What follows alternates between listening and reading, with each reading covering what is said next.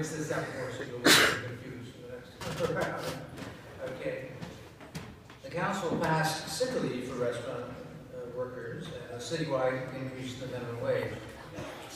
But there are still unscrupulous employers in D.C. who fail to live up to benefits and wage requirements. What will you do to improve enforcement and fight wage theft?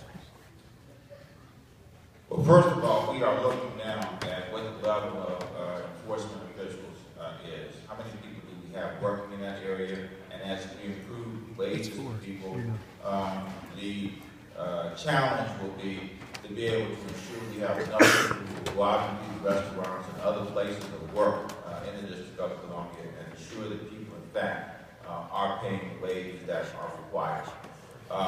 Once we determine whether we have enough officials or not, I intend in this upcoming budget to be able to introduce a request of the council to be able to increase the budget of the Department of Employment Services in order to be able to add additional officials if in fact we need additional officials in order to do that work. You know, it really amazes me that now that we're running for office, that with the combined experience of 68 years of my opponents who have served in elected office, that the citizens of the District of Columbia finally got the raise on minimum wage, finally got the conversation seriously around the living wage and the tip wage. And now we're really talking about, are we going to really enforce the fact that we have been robbing from moms and dads who are just putting in a hard day's work, and all they want to do is be treated with respect and to be given what they have earned.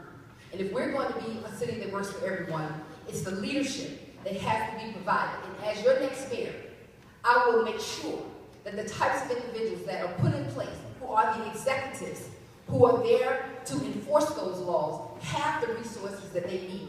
We don't need a study, we need action. And that action comes from being the mayor and to being the one who lays out the plan and the program that says, give the people what they deserve and not be robbing from moms and dads. Mr. Orange. Well, I'd just like to set the record straight. In 2006, I championed the Living Wage Act, and which established a living wage of $11.75 with annual increases. And just recently it was increased to $13.40. This is the living wage when there's at least $100,000 in the project. I championed along with Chairman Mendelson the Living Wage Act for the large retailers, which we passed and the mayor vetoed. And then I co-authored and introduced the Minimum Wage Act, which brings us to where we are today, 1150. On February 4th, I will be introducing the Wage Theft Amendment Act to make sure that we address that issue. Now, as it relates to right now, we have provided law that says that there will be self-certification by the restaurants for the first time. There's about 2,500 restaurants here, 800 that we can track. The other 1,700 we have to make sure that they self-certify that they are actually paying the minimum wage. Let's get away from the tip. I was at the forefront, we were at the forefront actually of making sure that people who work in restaurants get sick leave. This was an issue that was really important. And I remember when the City Council first passed the bill, they exempted tipped workers. And I thought that was really interesting how you can exempt tipped workers, who are the people that serve you your food, from having sick leave. That doesn't make any sense. We had implemented that way before they even thought about talking about it. It's been in our place for years. For over 4 years, we've had sick leave for all, not just full-time people, but part-time people, tipped employees, and everyone.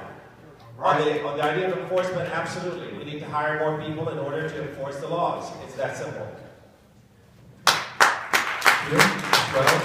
For those of you that have watched the City Council, either because it's on TV and you want to go to sleep at night, or you just like watching it happen, one of the things you know is that very often the vote on a bill is not the first real vote.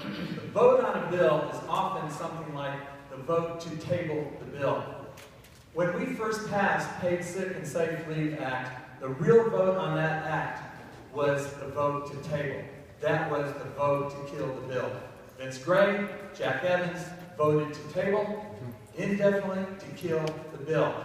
Now, the way that we go forward with wage theft, and the issues that we have to be sure that our employers do what they're supposed to do. We need a separate Department of Labor where that's solely their job, is to enforce the laws of the District of Columbia that you vote for, that we pass, and that you bring to us to be sure that our corporations are held accountable.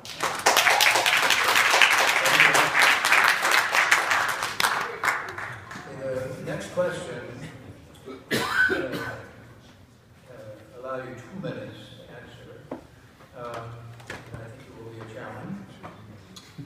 Question is, what 2 recommendations from the Tax Relief Commission